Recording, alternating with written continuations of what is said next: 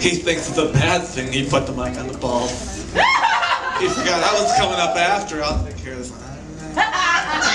It's like ice cream!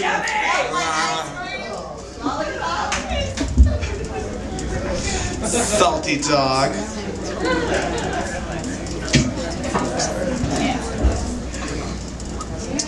Okay. Our next performer coming up to the stage. I have no idea what he's going to do. I have no idea what it's going to contain.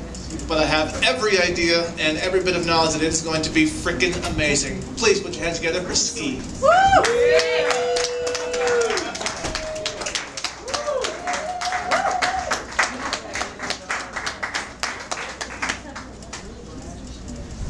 You're pretty.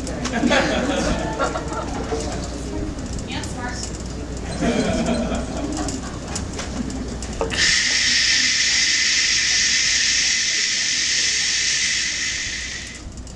Have you ever turned on the radio and put it between the stations and not heard something? I mean, eventually. If you turn on the radio or you turn on the TV and you go to the stations where they don't push anything, eventually your mind makes things. It hears things. If you listen to the static long enough, you start pulling things out of the static that don't necessarily exist. And some people have been very fooled by this. I'm going to go someplace a little odd tonight, and this is the first place I want to go, but now I'm going to jump aside for a second. How many of you know the quote, the phrase, the grass is always greener on the other side? In balance to that, on the other end, I'm going to put the story of the fox and the grapes. I'm assuming you've all heard the story of the fox who was running along. He saw the grapes at the top, and he tried to grab them, but no matter what he did, he couldn't get them. And eventually, in disgust, he said, they're probably sour anyways. So there are some scientists, because scientists love fucking with people. There's some scientists who made a contest, and they got some people to come do this contest. And if they performed a task well, they got one reward. If they didn't do particularly well, they got another reward. But the game was actually rigged. They couldn't win the better prize. And they gave them questionnaires beforehand, and they gave them questionnaires afterwards. And they actually found those people again later on, a few weeks, and asked them, gave them the questionnaire again. And what they found is, while people had high hopes going into something, and were rather depressed that they hadn't done well enough when they hadn't gotten the best prize, they found that a few weeks later, they had actually come to accept the prize as probably better. Like, I didn't win the good one, but what I got was better. I think this was more appropriate for me. And this is static. Our brains don't like a lack of story in things. We kind of need meaning. We invent things. Our brain says, this is just static, but I bet if I put this piece and this piece together, it would almost sound like something. If I'm watching the TV with the squiggly lines, I'm gonna imagine something out of there, because we need this story. We want this story. But this goes further than just shopper's remorse changing into this was probably better for me. One of the most horrible things about the many horrible things about war is if you're the only one left. Some men would climb out of the trenches in World War I and find they were the last.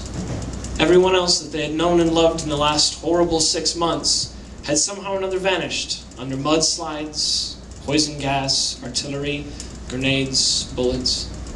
And that's tough. That's a static you don't just walk away from. So your mind starts building a story around it, and you wonder, was there a purpose? Why? How is it possible that I lived? We don't live in a world of statistics. We can't make these probabilities mean something to us because we're not built out of numbers. We're built out of stories. We don't like static. This is why we play the lottery. Because we don't understand the numbers. We don't feel the numbers. What we feel is the story that says, I could be the winner. Well, yeah, you could be. And you could be the one guy who walks out of the trench and spends the rest of his life trying to pull from the static a story of why. And some people, they will. Some people will invent themselves a story, saying that they are chosen, that God has a plan for them. And other people, the grass is always greener on the other side, will wither away and say, maybe I was unlucky. Maybe I was supposed to die back then. But this pulling from the noise affects every one of us in little ways. Have you ever had a friend, a very cheerful religious friend, or maybe a very serious one, who says, well, God talks to us through the little behaviors of the day, the things that we find. So if you're walking along and something good happens to you, this is the divine showing you pleasure in what's happened. And those things that just seem to happen to you, the days where nothing works, this is God showing His displeasure for something you've done. And so this is what I wonder. If perhaps what we've done is we have pulled from the static of a world that doesn't particularly care a God to make the story of our life seem less like we just walked out of the trenches.